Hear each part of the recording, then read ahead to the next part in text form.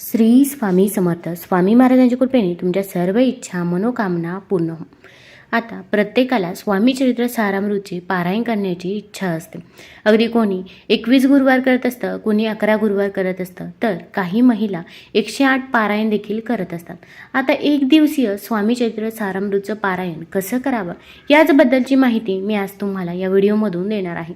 भरपूर वेळा आपल्याला इच्छा असते की आपण 11 गुरुवार करावे, पण आपल्याकडे पाहिजे तसा वेळ नसतो किंवा घरामध्ये इतरही काही कामे असतात. अगदी घरामध्ये लहान बाळ असतं किंवा इतर काही कामांसाठी बाहेर जावं लागतं किंवा घरामध्ये काही व्यक्ती मांसाहार करत असतात. अशा अनेक समस्या आपल्याला असतात. त्यामुळे आपल्याला स्वामी चरित्र सारामृतचे 108 पारायण करायचे असतील किंवा अगदी तुम्हाला 11 गुरुवार 9 गुरुवार करायचे असतील तर ते करणे शक्य होत नाही. मग अशा वेळेस तुम्ही एक दिवसीय पारायण कसे करावे याचबद्दलची माहिती मी आज तुम्हाला या व्हिडिओमधून सांगणार आहे. तत्पूर्वी तुम्ही चॅनलमध्ये नवीन असाल तर चॅनल लाईक करा व सबस्क्राईब देखील करा. कमेंटमध्ये श्री स्वामी समर्थ किंवा श्री गुरुदेव दत्त लिहायला विसरू नका.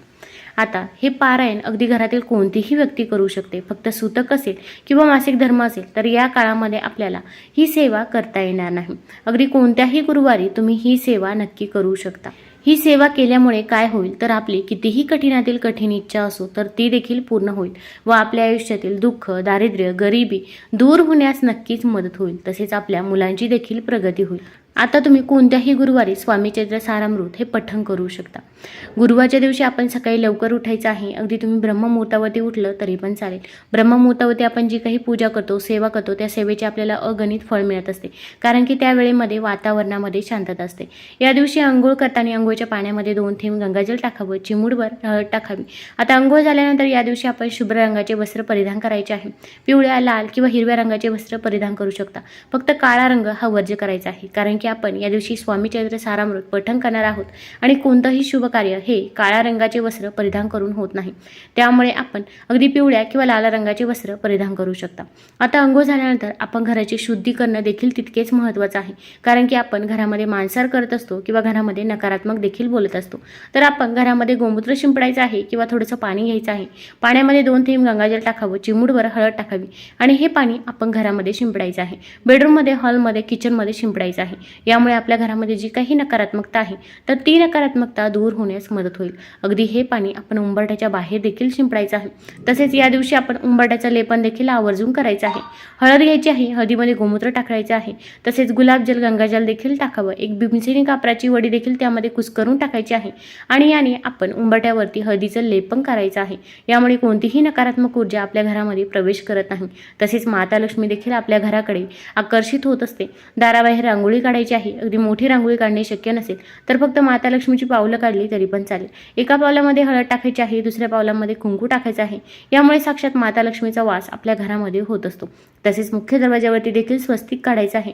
स्वस्तिक हे शुभतेचं आणि मांगल्याचं प्रतीक समजलं जातं. जिथे स्वस्तिक काढलं जातं तिथे नेहमी शुभ कामे ही होत असतात. अगदी प्रत्येक गुरुवारी जर तुम्हाला तुमच्या दरवाजाच्या दोन्ही साईडनं हळदीने स्वस्तिक काढणे शक्य असेल तर आवर्जून स्वस्तिक काढावं. यामुळे माता लक्ष्मी आपल्या घरामध्ये येते व आपल्या ज्या काही पैशांच्या अडचणी अडथळे आहे तर ते देखील दूर होतात. मग हळदीमध्ये तुम्ही गोमूत्र टाकायचं आहे किंवा हळदीमध्ये शुद्ध तूप टाकायचं आहे आणि त्या ओल्या हळदीने आपण मुख्य दरवाजाच्या दोन्ही साईडनं स्वस्तिक हे काढायचं आहे किंवा दरवाजावरती देखील एक स्वस्तिक काढू शकता. आता या दिवशी आपल्याला स्वामी चरित्र सारामृत पठण करायचं आहे, पण त्या अगोदर आपण तुळशीजवळ एक दिवा लावायचा आहे. तसेच आपण देवघरामध्ये देखील दिवा लावायचा आहे, कारण की जेव्हा आपण एखाद्या प्रसन्नमय मंगलमय वातावरणामध्ये एखादा उपाय करतो, एखादी सेवा करत असतो तर ती सेवा नक्कीच फलदायी ठरत असते. आता यानंतर आपण स्वामी महाराजांना अभिषेक करायचा आहे. स्वामी महाराजांची मूर्ती असेल तर त्यांना अभिषेक करू शकता किंवा फोटो असेल तर तो फोटो स्वच्छ पुसून घ्यायचा आहे. स्वामी महाराजांना अभिषेक करत असताना शुद्ध जलाने त्यानंतर पंचामृताने अभिषेक करायचा आहे. मूर्ती स्वच्छ पुसून घ्यायची आहे. अभिषेक करत असताना आपण श्री स्वामी समर्थ, श्री स्वामी समर्थ या मंत्राचा जप करत राहायचा आहे. त्यानंतर स्वामी महाराजांना ज्या काही वस्तू प्रिय आहे त्या सर्व वस्तू तुम्ही त्यांना अर्पण करायच्या आहे.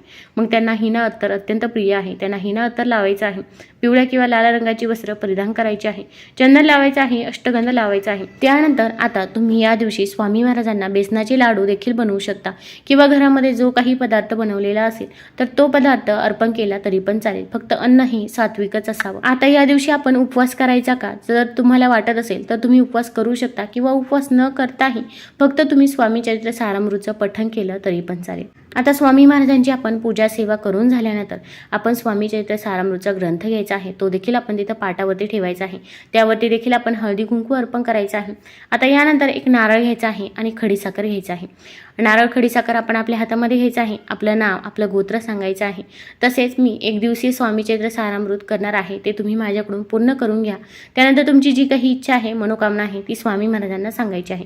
मग कठीणातील कठीण कोणतीही इच्छा असो, घरामध्ये पैसा येतो पण तो पैसा स्थिर राहत नाही किंवा संतान प्राप्ती होत नाही, विवाह हा वेळेवरती जुळून येत नाही, नोकरी मिळत नाही, जे काही आहे ते मनापासून आणि श्रद्धेने सांगायचं आहे. त्यानंतर हे नारळ आणि खडीसाखर जवळपास असणाऱ्या स्वामी महाराजांच्या मंदिरामध्ये किंवा केंद्रामध्ये किंवा दत्त महाराजांजवळ ठेवायचं आहे. तिथे ठेवणे शक्य नसेल तर घरातच स्वामी महाराजांजवळ ठेवलं तरी पण चालेल. त्यानंतर जेव्हा पण तुम्ही मंदिरात केंद्रात जाल तर तेव्हा आपल्याला तिथे नारळ आणि खडीसाखर अर्पण हे करायचंच आहे. आता यानंतर आपण संकल्प देखील घ्यायचा आहे. आता संकल्प करून जर आपण एखादी सेवा केली तर ती सेवा ही पूर्ण होत असते, तसेच आपली इच्छा देखील पूर्ण होते असे म्हणतात. त्यामुळे संकल्प आवर्जून करावा. तर आपण आपल्या उजव्या हातामध्ये थोडंसं पाणी घ्यायचं आहे. त्यामध्ये थोड्याशा अखंड अक्षता, हळदी कुंकू, एक फूल टाकायचं आहे. त्यानंतर आपल्या हाताच्या खाली एक ताम्हण ठेवायचं आहे आणि आपण पहिल्यांदा आपलं नाव, आपलं गोत्र सांगायचं आहे. तसेच मी एक दिवसीय स्वामी चरित्र सारामृतचं पठण करणार आहे, ही सेवा तुम्ही माझ्याकडून पूर्ण करून घ्या असे स्वामी महाराजांना सांगायचं आहे. त्यानंतर आपण आपले डोळे बंद करायचे आहे. अगदी मनापासून आणि श्रद्धेने तुम्हाला जी कोणती गोष्ट पाहिजे असेल, मग नोकरी मिळत नसेल, संतान प्राप्ती होत नसेल किंवा जे काही आहे, घर होत नसेल, गाडी होत नसेल, जे काही आहे ते मनापासून आणि श्रद्धेने आपण स्वामी महाराजांना सांगायचं आहे. त्यानंतर हे पाणी आपण ताम्हणामध्ये 3 वेळा सोडायचं आहे. आता हे पाणी तुळस सोडून तुम्ही इतर कोणत्याही झाडाला टाकलं तरी पण चालेल. आता यानंतर देवघरामध्ये आपण एक तांब्या भरून पाणी ठेवायचं आहे. आता या पाण्यावरती आपण एखादा झाकण ठेवायचं आहे. प्लेट ठेवू शकता किंवा इतर कोणताही झाकण ठेवलं तरी पण चालेल.